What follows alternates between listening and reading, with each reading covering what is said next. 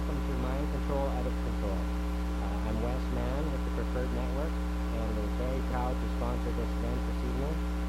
It's an eye-opening event for your enlightenment rather than your entertainment. The information you're about to receive, to say the least, is very disturbing, very real, and above all, will prepare you for understanding some of the strange, newsworthy events that seem to be a daily occurrence, like Heaven's Gate, Jonestown, the rise in serial killings, mass suicide, and destructive religious cults, with the common denominator of tonight's topic, mind control.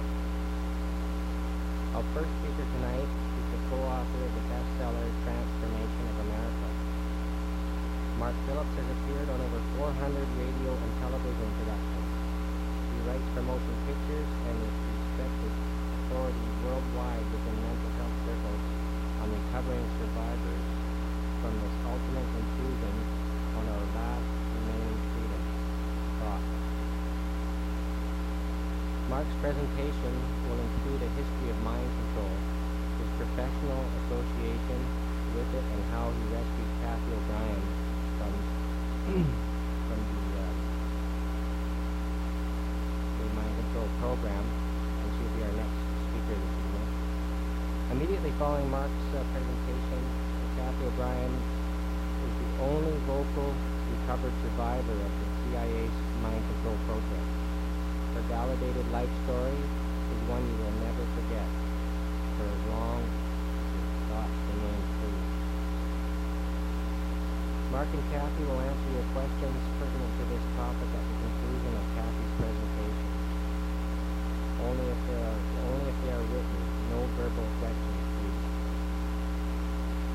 They support their work through the sale of their books, videos, and supportive information.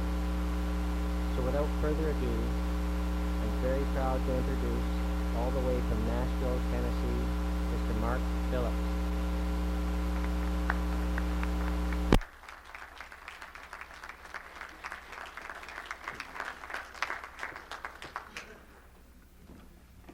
Well, good evening. And I'll get this mic close enough. I've got a bad habit.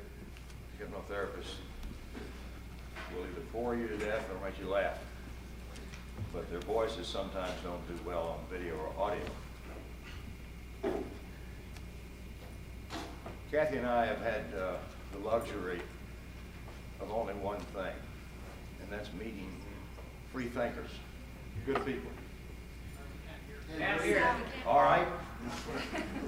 That's what I wanted to hear. I'm a little taller than most. I had the opportunity to meet some incredibly awake people. The people that are in this room tonight really represent a segment of society of what we call free thinkers. They're also part of that 5% that ultimately lead the 95% of our population.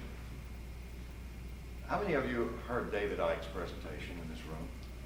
A good many of you did.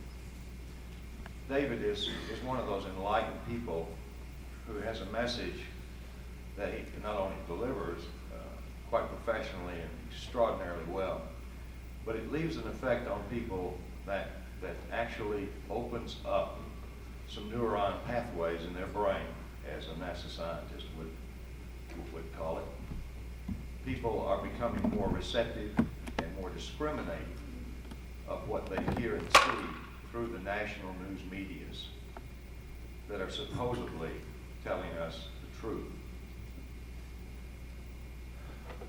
The information that you're going to be getting tonight, needless to say, is pleasant. It's certainly not entertaining. We'll try to make it as palatable as humanly possible. This has taken some time, and you folks are in a wonderful position of being recipients of our information in a much more palatable form than we originally presented it. See, we spent about 5.5 years on a circuit educating law enforcement and mental health. Because we were certified to teach in a number of states in the United States. Psychiatrists, psychologists, mental health workers, and policemen and lawyers for their continuing education credits that are required for them to maintain their licenses. These are wonderful people. They're brilliant.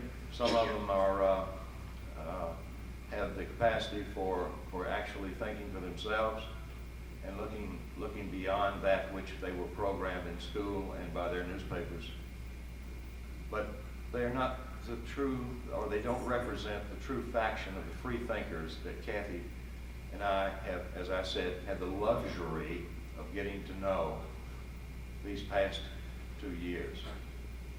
Our book, Transformation of America, rivals any Stephen King novel for its horror. Much of the proof of the book is backed with what we had at the time, 27,000 evidences. Now these are photographs, these are pornographic films and still pictures. They are affidavits, letters from her users. They are hard proofs that could support us in any court of law. But we have been denied access to all litigation under the 1947 U.S. National Security Act for reasons of national security. The information you're going to hear tonight is the reason why they don't want us in court. They cannot legally stop us from having this book printed. They can't even sue us for the horrible, slanderous statements that we make about certain individuals. Certain individuals who, by the way, are quite recognized as litigants. They will sue anybody that opens their mouth about them, but they will not, because they cannot sue us. For the same law that protects their criminal activities also protects us from being stopped for reasons of national security. That's the reason we had to form our own publishing company. That's the reason Cathy and I are virtually an army of two. And that's the reason that these appearances that we make are greatly dependent upon people like Wes Mann and the Preferred Network to get the information out to those people who are free thinkers, who will take this information out of here tonight and not take it as the gospel, but instead begun researching what they heard, what you all heard tonight. There are a whole lot of ways to find out more about this topic. And believe it or not, it's not hidden in some archives in Ottawa or in Washington. It is available in your medical libraries and your public libraries if you know where to look. Now, I'm going to start out by, first of all, since I'm not really to be the focus of this seminar tonight, one more time I want to thank each and every one of you for being here from the bottom of my heart. Those of you who we know by correspondence, some of you are here, others are just new faces that we know, that we hope we will hear from you again. Our name and address for our personal address is in the book, Transformation. We'd like to sign a book for each and every one of you. We'd like for you to encourage others to read it, not to necessarily cost your friendship or your relationship with these people, because this information should be outside their realm of experience. I hope and I wish and I would like to fantasize that not one person in this room, which I happen to know better, has ever been affected by this terrible, terrible menace, this invisible menace that is plaguing society as we know it today. My credibility I will establish by giving you a thumbnail sketch of who I am and where I come from. But more importantly than that is the information that I'll impart to you through giving you a brief, very brief thumbnail history of what mind control is, and I'll try to cover as much as humanly possible in this short time that I have on this podium, because I want to turn it over to the person who has a message for you that each and every one of you need to know. The information that I'm going to supply you is only a roadmap.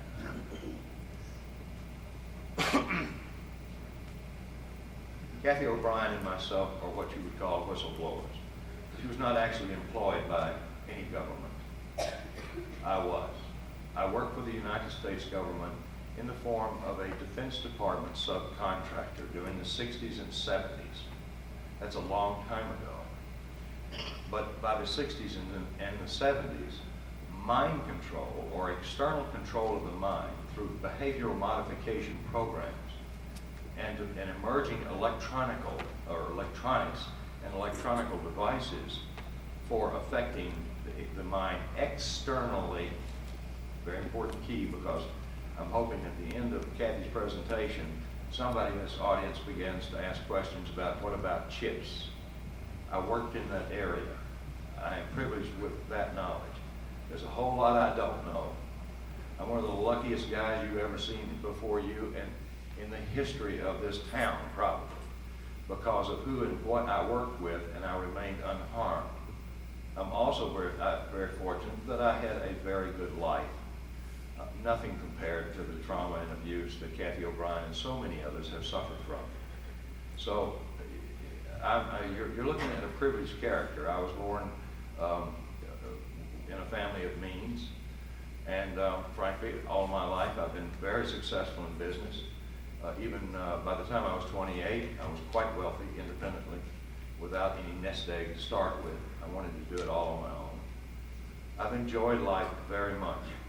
But now, since meeting Cathy O'Brien less than a decade ago, my life has changed a complete 360 degrees, or I should say 359.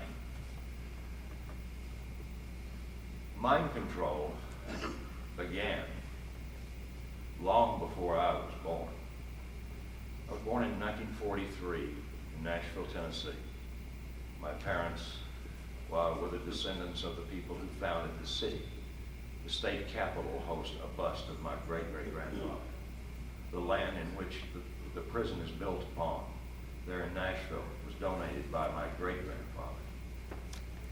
I go back all the way as far as I can go, almost to the time that first one of my relatives landed and slept in a cave with the Indians. And that's not a joke, it really happened. No one in my family has ever served in the military, oddly enough. They did not buy their way out during the Revolution. They did not buy their way out during the Confederate War. It has just happened that no one has ever served in it. But when the Vietnam War was heating up in the 1960s, I was moving my draft board from state to state because they were drafting by states. And I had some inside information from a friend of mine whose father was a U.S. congressman, where to move it next. Because I thought that, well, this is a conflict and it's just going to go away. And I can continue my education and not be like my two friends who came back, one in a body bag and the other one without a mind. The one that came back without a mind was a brilliant young man who I cared a great deal for. And he did not recognize me. He was not suffering from what is known as post-traumatic stress disorder. He was suffering from something far more sinister. His wounds were not visible. They were internal in his mind. I made up my mind at that point in time that I was not going to become a victim, and I began to research very quickly on how I could avoid the draft without coming to Canada and disgracing my blue-blooded family. I didn't want to do that particularly, although that was a very strong option because most of my friends had moved to Canada. The ones that had sense, that knew that this war was not one that was winnable. So I chose to look for a job, and I was offered an opportunity after applying at a number of different companies with a company known as the Ampex Corporation out of Redwood City, California. At that time, they employed about 30,000 people. They were an electronics manufacturer, both for consumer electronics and for Defense Department, particularly in aviation electronics. They worked alongside with Boeing, McDonnell Douglas, the Rand Corporation, all of the normal military complex defense subcontractors. I was going to be working for the Ampex Corporation, but I was going to be wearing two hats. One visible, one invisible. They spent about 3 months of my life, I was running out of money too, by the way, and patience, testing me. I was being tested psychologically. And these tests were occurring about every other day. I was not being paid for them until into the second month. At that point in time, they started paying me just to show up for the test. I was tested by psychiatrists and psychologists in 2 separate locations in the city of Atlanta, Georgia, where I was at that time residing. After about 3 months, and I understood there were well over 200 candidates for the job that I wanted, because everybody wanted to escape the draft. And they knew that working for the Defense Department would do that. I was selected for the position, that of an engineer. My friends, I can barely balance a checkbook. I don't even know what a slide rule does. I had benefit of a lot of education in other areas, but I have not a mathematical mind. So I thought it was absolutely ridiculous that they give me this job as an engineer, except for the fact that I was an engineer in a most peculiar way. No one had to know I had to find out what an EE was, because everybody kept asking me, where'd you get your EE from? I didn't even know that that was a degree of electronic engineering. But with a little tutoring from my boss, he convinced me that I was going to have a wonderful opportunity to learn more about what all my testing showed, and that was mind-brain function. And that I had the capacity for being able to use both sides of my brain simultaneously. Now, most doctors, medical doctors, have that capacity. It's developed. It's taught to them in med school. All of us have the capacity to some degree. It is a genetic thing, and some people are literally born with it. I was obviously born with it, because I certainly hadn't had any academic affiliations that would have helped me understand that type of mind-brain function. You see, my mother had suffered a tragic head injury when I was a small child and lost a little more than a third of her brain. And since it was in the lower brainstem area, it was her logic section. It's on the left side of her head. So I was real interested in mind-brain function because as a dutiful son, I would like to have seen my mother have her remaining days as a highly functional, normal person who didn't project everything in life through her emotions. And my father was a businessman. He worked very, very hard, but he's a chronic alcoholic. And his ability to communicate emotionally was zero. So here I had conflicting sides. One person who was totally lacking in emotions, and the other person who was totally lacking in logic. And it was a very confusing thing to me, so much so that I was labeled retarded until I was actually almost a preteen, because I could not speak.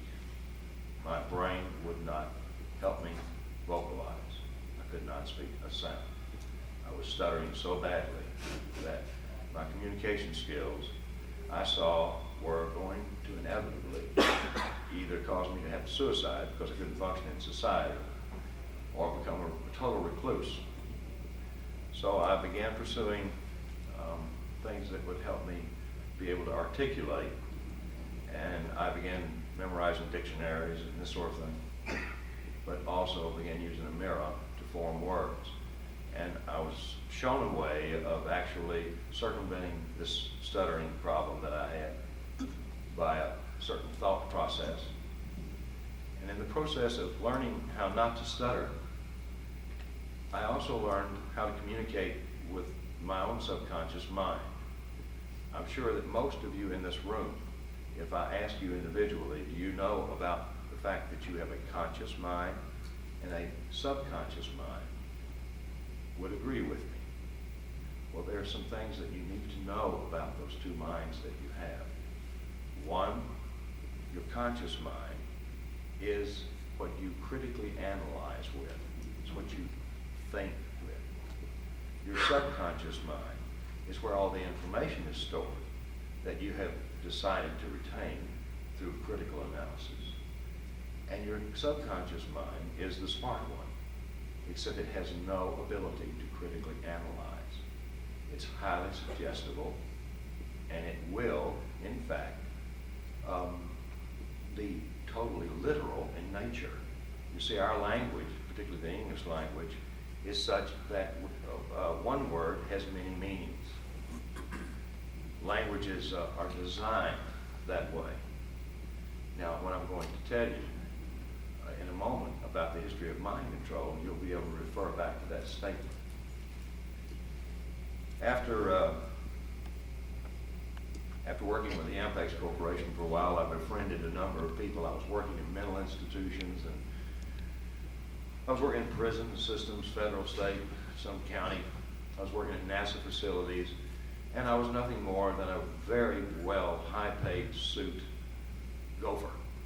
All I did was stand there and wait until a particular file, film, or video was produced, or in some cases, dictation on an audio tape, and it went into a red bag, and I made sure, I was the guy that made sure that that bag made it to Fort George Meade, Maryland, and or other places like Cornell and the Sanford Research Institute.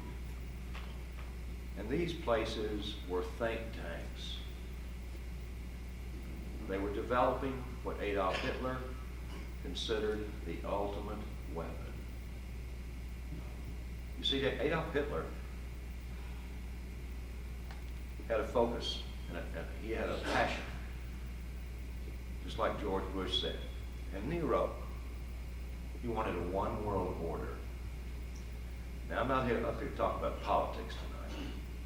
I'm not up here to talk about even personalities. And I would appreciate it if there's any personalities that you don't like in politics, you address Cathy with it. She's probably had experience with it. I remain neutral. I worked in a position where I saw there was no two-party system when I worked for the government. Because after leaving Ampex Corporation, I was recruited by a group of NASA scientists who were handed a piece of technology as a going-away retirement present that they would develop called telemetry. It was for measuring body functions and transmitting this information over short or long distances. So that I was under the impression that it was a spin-off of our work with astronauts, knowing what their heart rate was, their blood pressure, blah, blah, blah, as they were being hurled through space at 25,000 miles per hour.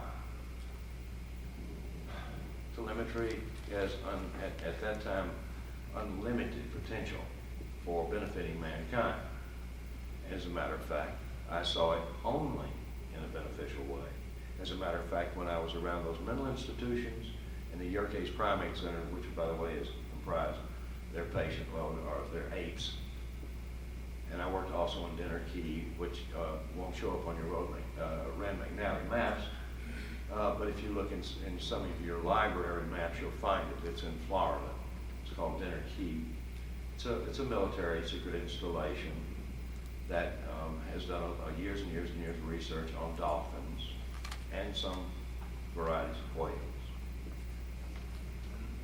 all under the umbrella of an organizational name called MKUltra. MKUltra evolved from a project known as Project Bluebird, which our former president, Harry Truman, warned against. He said, pursuing this science will be the ultimate destruction of our planet through selective breeding and thought. He said, furthermore, the project that began in 1947, right after the National Security Act became law, was a project called Project Paperclip. The reason I mention it now is because after Laser Systems and Electronics had developed some consumer-aligned projects and had done the necessary research and development on some projects for the Rand Corporation, Motorola, GE, and other companies that were developing microchips for implant purposes, not to control your minds, to know where you are. The mind control chips and the mind control efforts to surgically implant people so that they can control their behavior. Our Dr. Delgado in the late 60s discovered it was quite impressionable when he did his demonstration, which I have a video. You should write to me. I'll be happy to provide you a copy of it. Dr. Delgado, a Spanish psychiatrist, one that I refer to as a closet Nazi, a fascist scientist who was brought into our country under this Project Paperclip, had gone into a bull ring in Spain, Madrid. Here's this little petite scientist, respectable, typical Freudian beard, if I remember correctly. And he had this little black box with an antenna coming out of the top of it, and this huge, ugly bull comes out into the ring. Well, the bull, of course, is going to do what bulls do and charge anything that's standing in their way that moves. And the bull pawed the ground a few times and targeted Dr. Delgado, and was just beginning to begin his charge when Dr. Delgado pushes a button on this little black box, this little thin, appeared to be an FM antenna. The bull stopped the charge and began grazing in the dust of that arena. This is pretty impressive. He made the bull forget what he was doing. He made the bull go back to a state of mind, if you will, that was primitive food intake. What was he there for? Well, if you couldn't remember, he must be there to eat. So what if there was nothing to eat? The dust looked just fine, because in the bull's mind, he was seeing grass. Not that Dr. Delgado's instrument had implanted that thought. It's just that bulls are not Leo bright.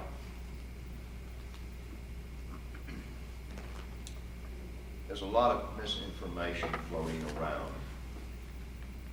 And I'm sure there are those of you who wonder how in the world Cathy O'Brien and I are still alive if we're telling the truth about some of this stuff regarding the technologies.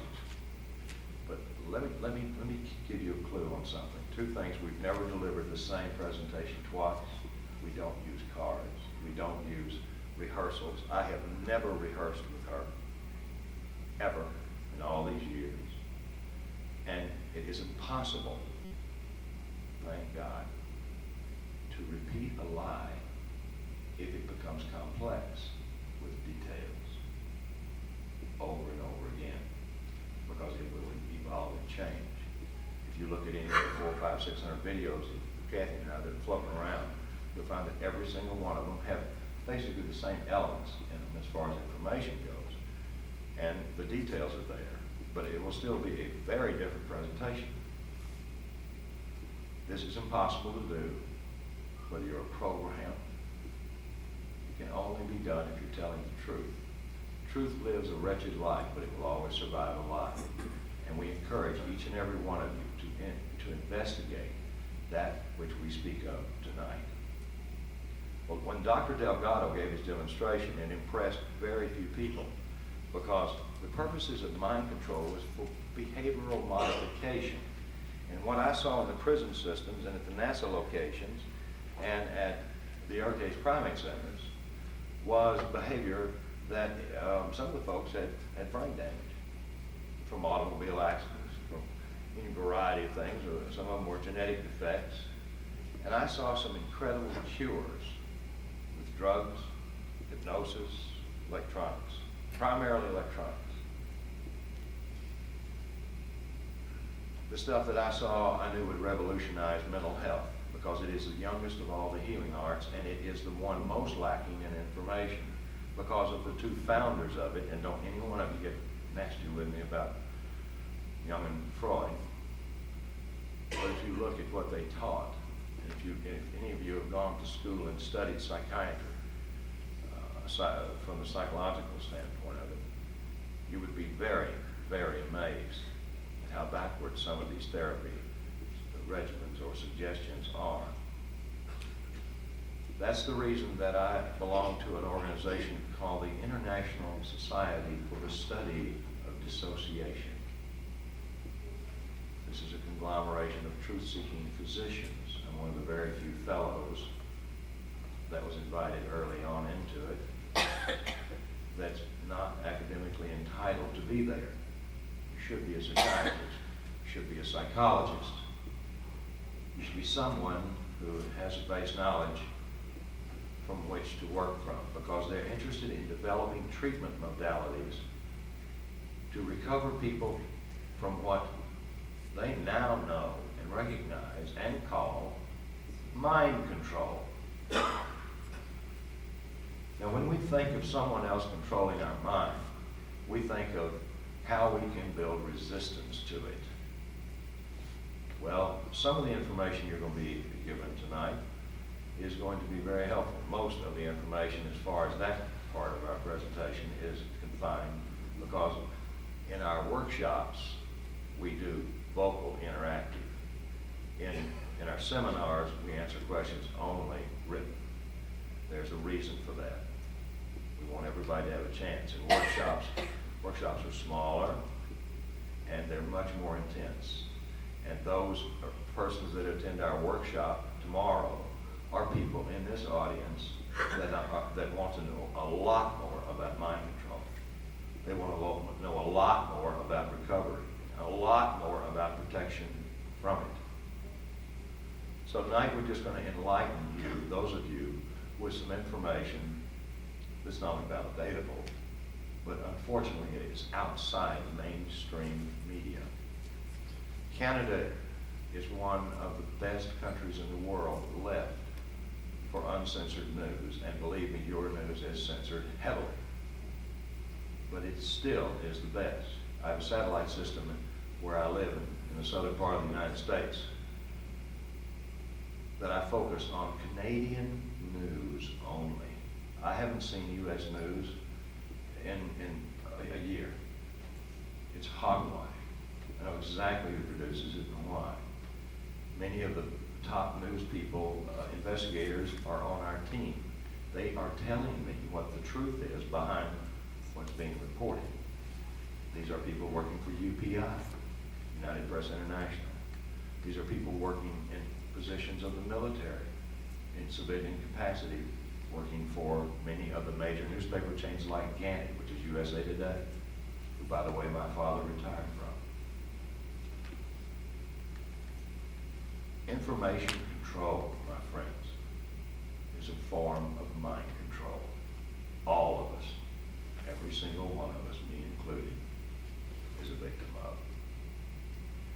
Management of secrets is the key to information control and controlling the masses.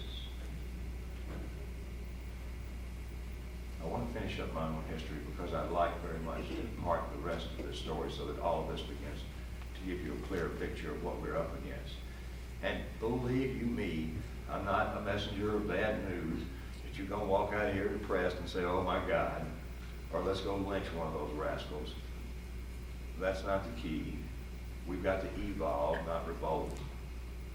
And those of you in here, believe it or not, are going to lead 95% of the people, even when they shake their heads and scuff their toes and say, well, if what you say is true, we're all doomed. Believe you me, their subconscious is filing the information, and they will react when the time is appropriate, and you'll probably never be thanked. This is not a thankless job, but it will ensure the fact that our species will survive, and it will ensure the fact that the offspring that you have and love so much will have a much better world in which to reside. After laser systems and electronics did its little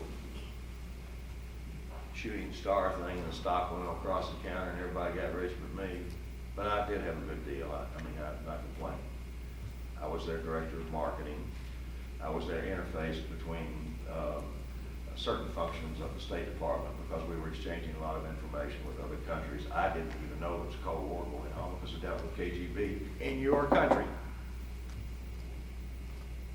And they made no bones about it. I did not work for the CIA at that time. I worked for a different branch of intelligence. At that point in time, I learned that if Canadian intelligence was so secret that they didn't even want the population to know the initials of the organization. I thought that rather odd, since everybody knows what the CIA was, except Mark Phillips. Because I was recruited by a company known as Capital International Airways. Considered at that point the world's largest supplemental. They were doing between $500 and $800 million a year, flying military airlift command flights and charter flights all over the world. We had 26 offices worldwide, and we were flying primarily large, at that time considered jumbo, these large DC-8 Stretches 63s. My experience was that of a very straight position.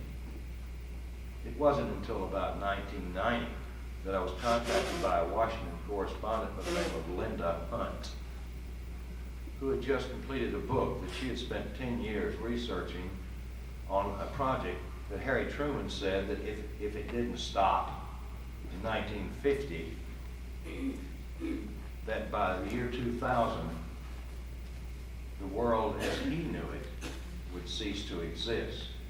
And there would be a group of strong elitists with the minds of a Nazi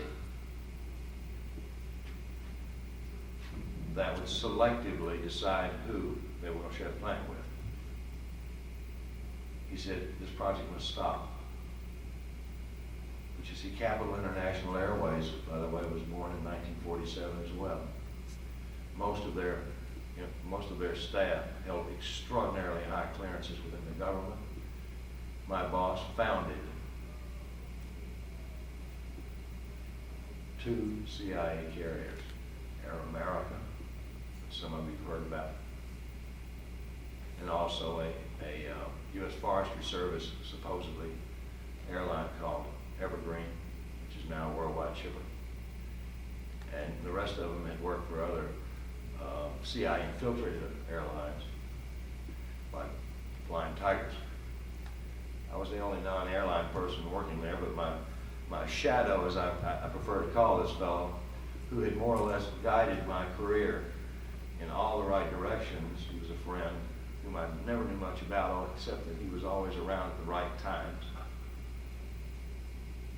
He told me about this job at Capital International Airways, and since I didn't like to see the surgeries that I was involved with, I did not want to go to work for the Rand Corporation or General Medical or any of the other medical companies that were in the business of manufacturing or perpetuating the manufacturing of these telemetry products, one of which is very common now. The company called Laser Systems more or less defined the science and invented it for heart monitoring telemetry, so that the patient who had just suffered a heart attack won't be re-traumatized moment to moment psychologically by being strapped in a bed with wires going into his or her chest. The person could walk around and feel good about themselves, and the mind seemed to make the person heal faster. So when I saw all these things, I saw nothing but benevolency. I saw a government that was developing through the finest minds and the finest think tanks on the face of the earth technologies that would inevitably advance mankind's happiness and welfare. I was also acutely aware that this same technology, like David Icke so eloquently says, information is neither good nor bad. It's who uses it for what purpose. I did not see the bad purposes until the very tail end of my career with community, as they call it. And then I began to see a couple of things that encouraged me to pursue private enterprise. Because I found out when I was working for Capital International Airways, my friends, some of them with U.S. Marshals, some of them with Treasury Department, a lot of them had gone various departments of the government, came to me and said, Mark, you work at the CIA. I said, I'm working for Capital International Airways. I'm sure they, like everybody else, is doing something for the CIA. Everybody does.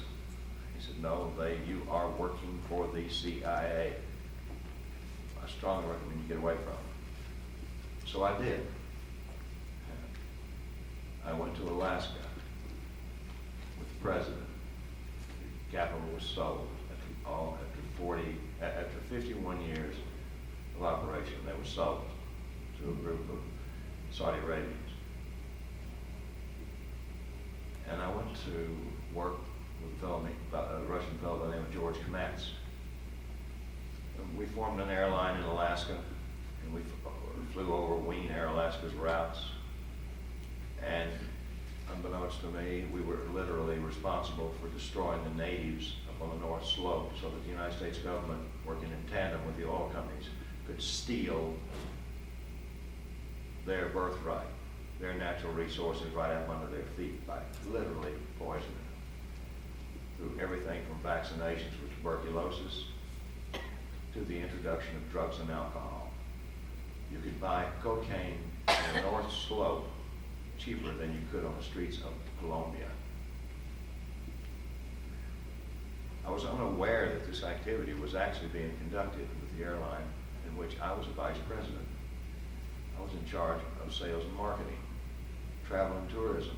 I was named by Donna Tuttle, who during the 70s was the undersecretary of travel and tourism, as an ambassador worldwide. He gave me enormous contacts within the State Department. He gave me enormous latitude to name my ticket, whatever I wanted to do. I liked the travel and tourism business, and I enjoyed writing subliminal ads. I liked the idea of slicking folks into doing things that were fun for themselves and helping them deal with stress. I didn't feel like that by writing subliminal advertising and conveying a message to people's subconscious to do things that they wouldn't normally do, that would be healthy for them, or there was anything wrong with it. The only thing wrong with it was that the people didn't know what I was doing. I was blindsided to it. I wish now everybody knew about subliminal advertising. Some of you all in here are looking into it. There's very little printed about it. The whole technique is quite simple. And tomorrow we'll be getting into a number of areas in which I'll show you how to see it. And when you see an advertisement, you'll see it in a whole new light. And it's almost fun. Almost. My tenure with Capital International Airways leading into Great Northern Airlines led me to believe that the only way I was going to get away from the company was to go into business for myself. So I did. Got into the antique trading business.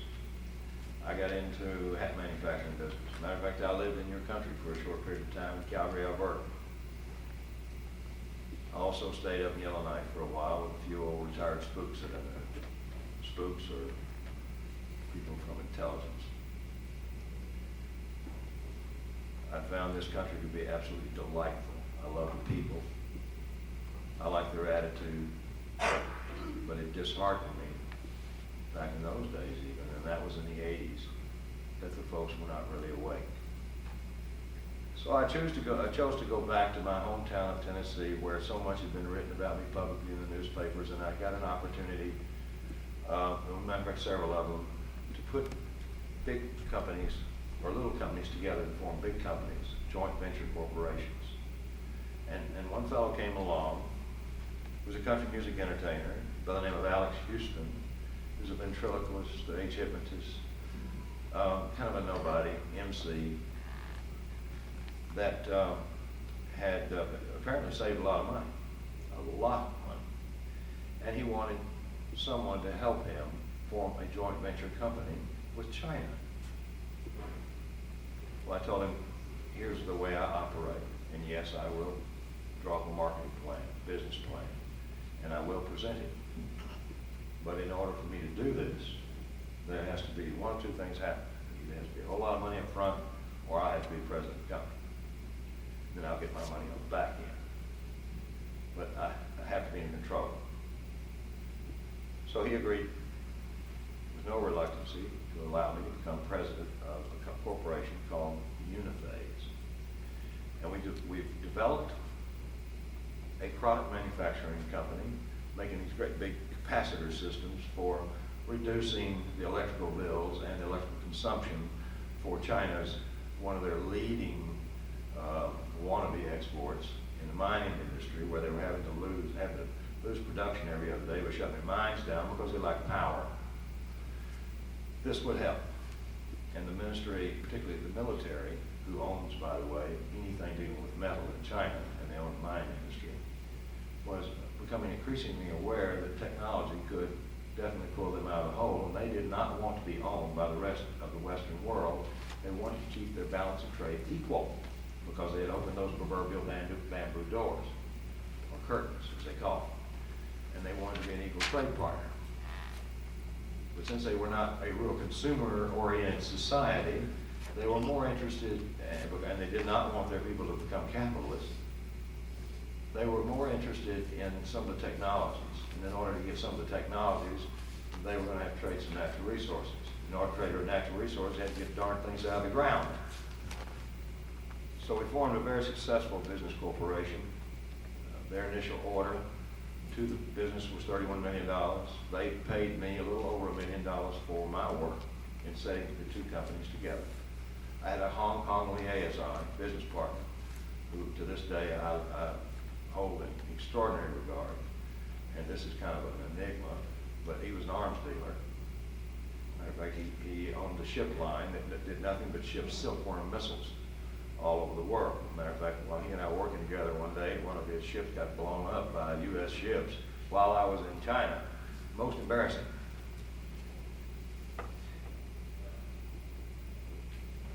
But the Chinese were very concerned about a partner I had named Alex Houston, the fellow that introduced me to the whole concept and the fellow that was my silent partner in Tennessee. They showed me a file on myself depicting my entire relationship with the intelligence community, even personal data about me when I was in grade school. And in my entire life, they had in written form. Most of it was translated in English. And I saw some original documents in there, and I've said that on television, and I'll say it, and I've said it before Congress. And I'm very disturbed. There was a breach of national security. Because what was a communist country doing with my file? I thought I was being set up. That was not to be the case. They were more interested in telling me about a fellow by the name of Alex Houston, my partner, because he was involved in drug trafficking, child and adult prostitution, which is punishable by death in China, pornography, which is also punishable by death in China. And he was also involved in drug money and drug laundering, drug distribution, and the biggest kicker was it was of the White House. Well, this would be just about like me trying to convince you all that I landed in a flying saucer before I came in here. And if you all do believe that, we need to talk later.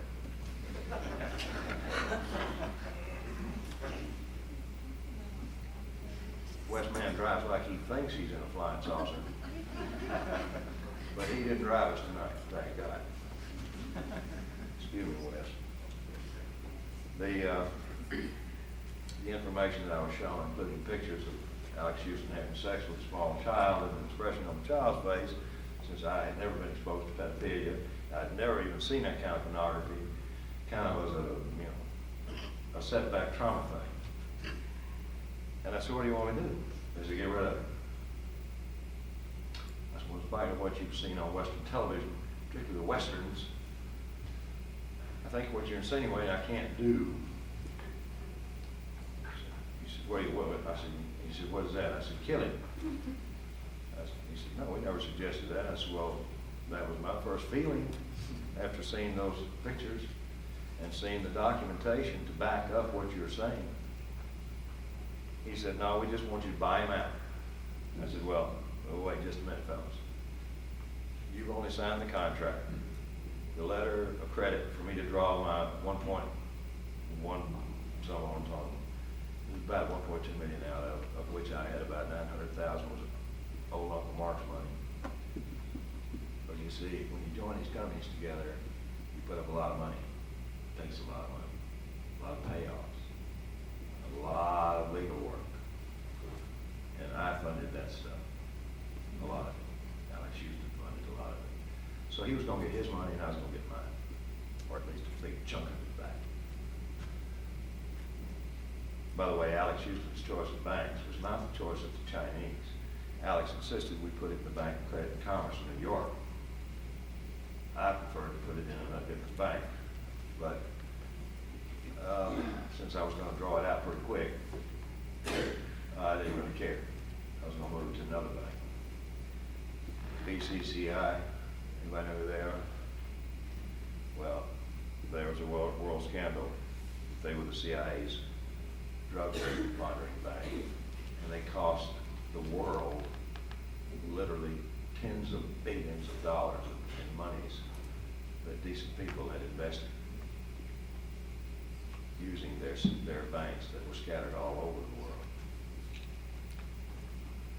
Well, I determined that I needed to get Cathy O'Brien and her, at that time, 8-year-old daughter out of the grasp of this character after I had researched with some of my friends in the intelligence community. Most are retired.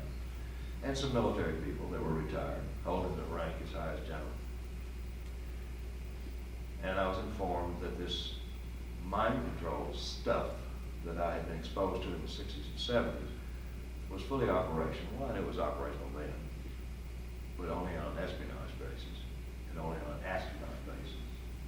They said it's fully operational and it is crawling through the private sector because of the CIA's alliances with the mafia, the mob, as my friends call it. That they've taken over the drug business to fund their black budget operations so that they could covertly, literally, control the world. And I said, why on earth would anybody want to control the world? You got all these mixed cultures and all these different ideas. They said because communications are changing. We are becoming a global economy. Whether we like the idea of a one world order, and they didn't use that word, whether we like the idea of a global union, I think is actually the word that was used, and the potential for having one omnipotent leader, it's upon us, it's happening, and we've got to evolve through it, and there's no stopping it. Adolf Hitler was researching what I would see when in 1988, February the 8th, 1988, I rescued Cathy O'Brien and her 8-year-old daughter from this invisible grip of the CIA. Through my associations and through fortunately having some money that the feds hadn't found, and they took 95% of what I had. And through some extraordinary support, because this is a psychological thing. They, my friends, some known and unknown to me, guided Cathy and I to the safety and serenity of the wilds of Alaska, where I spent 9 months working with her, being hand-fed a therapy method that would enable me to help her recover from the most horrific abuse that I didn't know human beings could withstand that much abuse. But Adolf Hitler did, because in the 1930s, he decided he was not going to dedicate the dwindling resources of Germany to developing a weapon of mass destruction known as the atom bomb. He was much more interested in being able to control the minds of the masses. And in order to control the minds of the masses and have one person leading all of it, He envisioned himself as the puppet master. So he assigned Goebel to be his, what we call spin doctors today, his propagandist, to convey messages of all is well with the world. We are the richest nation on earth. We're the smartest people on earth. Blah, blah, blah, blah, blah, blah, blah. He even used music. He used everything. Goebel was a genius. Did a fantastic job of manipulating the minds of the masses. And the churches, oh boy, the church leaders just lined up to support Hitler. They just thought this is wonderful. We've seen the same thing with some leadership in Canada that was corrupt. We've seen the same thing happen in other countries, in my country particularly, with people like George Bush and many others. Adolf Hitler assigned his right-hand man to do something what Adolf Hitler considered the most secret of all of the technologies. And we hear about all this German technology of inventing space machines that Hitler could zip back and forth to Uranus and back. That's another joke. I can't tell. But all aside, he was developing control because he did not want to destroy the globe with nuclear technology.